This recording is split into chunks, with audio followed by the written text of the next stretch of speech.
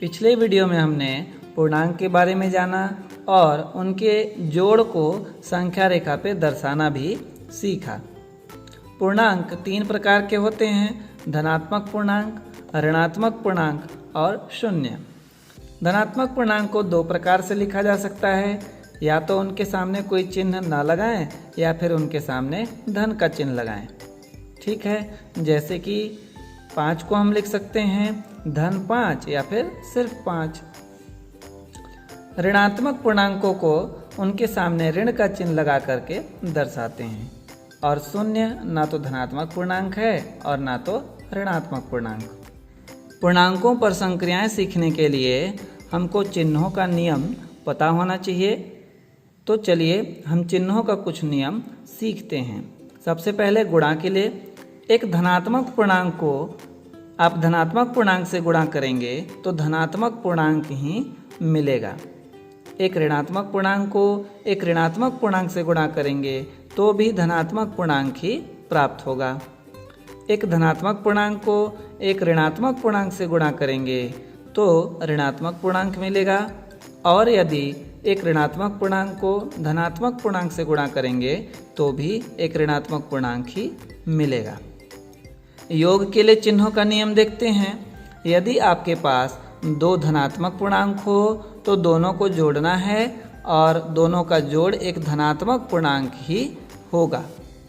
यदि आपके पास 2 ऋणात्मक पूर्णांक हो तो इनको भी हमको जोड़ना है और इनका जोड़ एक ऋणात्मक पूर्णांक होगा।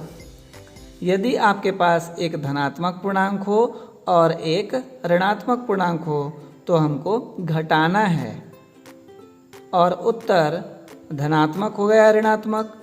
धनात्मक संख्या बड़ी होगी तो उत्तर धनात्मक होगा, ऋणात्मक संख्या यदि बड़ी होगी तो उत्तर ऋणात्मक होगा।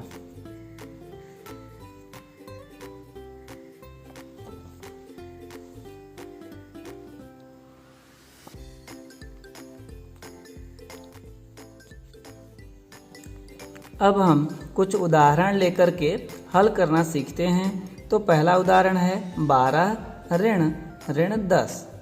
ठीक है, तो इसको हम कैसे हल करेंगे? तो सबसे पहले लिखना है हल और अपने सवाल को उतारना है। तो 12 ऋण कोष्टक में है ऋण 10। उसके बाद नीचे में बराबर, फिर पहली संख्या 12, उसके बाद फिर इस कोष्टक को खोलना है। तो कोष्टक के बाहर ऋण का चिन्ह है और कोष्टक के अंदर भी ऋण का चिन्ह है। तो 2 चिन्ह तो एक साथ नहीं लिख सकते, तो दोनों चिन्हों को गुणा करके लिखेंगे। तो ऋण गुणा ऋण बराबर धन। आगे की संख्या है 10। अब हम देख रहे हैं कि 12 को 10 के साथ जोड़ना है, तो जोड़ देते हैं, क्या हो जाएगा 22। यही हमारा उत्तर होगा। ठीक है, यहाँ पे 12 ये भी धनात्मक था और 10 ये भी धनात्मक है, तो 2 धनात्मक संख्याओं को जोड़ना है और इनका जोड़ भी धनात्मक ही होगा। दूसरा उदाहरण है ऋण 5 धन ऋण 6।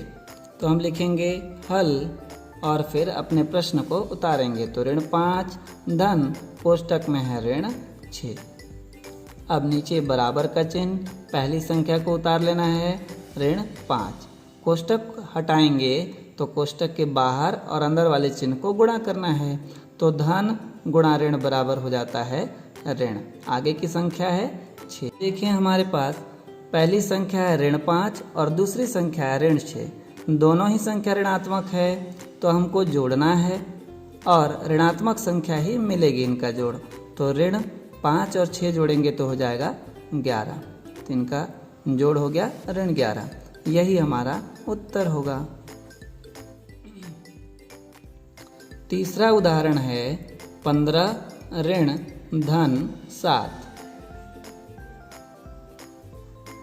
नीचे लिखेंगे बराबर, पहली संख्या 15, फिर कोष्टक को हटाएंगे तो कोष्टक के बाहर और अंदर के चिन्ह का गुणा करके लिखेंगे। तो ऋण गुणा धन बराबर ऋण और अगली संख्या है 7। तो देखें 15 के सामने कोई चिन्ह नहीं है, मतलब ये धनात्मक है, और 7 के आगे ऋण का चिन्ह है, यानी ये ऋणात्मक है। तो एक धनात्मक एक ऋणात्मक हो तो घटाना है। तो 15 में से 7 घटाएंगे तो बचेगा 8। 15 बड़ा है 7 से, तो 15 धनात्मक है तो आंसर भी धनात्मक होगा। जो संख्या बड़ी होगी वही हमारा उत्तर भी प्राप्त होगा। धनात्मक संख्या बड़ी है तो धनात्मक आंसर रहेगा, और ऋणात्मक संख्या बड़ी हो तो ऋणात्मक आंसर। तो आंसर हुआ हमारा धन 8। चौथा उदाहरण है 7 धन ऋण 18। तो उतार लेते हैं 7 धन ऋण 18। उसके बाद नीचे बराबर पहली संख्या 7, फिर कोष्टक हटाएंगे तो चिन्हों को गुणा करके धन गुणा ऋण बराबर ऋण और आगे 18। तो 7 धनात्मक है और 18 ऋणात्मक है, तो एक धनात्मक एक ऋणात्मक तो घटाना है। 18 में से 7 घटा तो बचा 11। अब 18 बड़ा है 7 से और 18 ऋणात्मक है तो आंसर भी ऋणात्मक होगा। ठीक है, जो संख्या बड़ी हो, ऋणात्मक संख्या बड़ी है तो आंसर भी ऋणात्मक ही आएगा। यही हमारा उत्तर है। तो इस तरह हमको पूर्णांकों को जोड़ना या घटाना है। अब हम पूर्णांक संख्याओं के गुणा के कुछ उदाहरण देखते हैं। तो देखिए पहला उदाहरण 5 गुणा 7। दोनों ही संख्या धनात्मक है तो इनका गुणनफल भी धनात्मक होगा। तो 5 सते 35। ठीक है, धन 5 गुणाए धन 7 से तो गुणनफल धन 35 ही आएगा। दूसरा उदाहरण है ऋण 8 गुणा ऋण 6।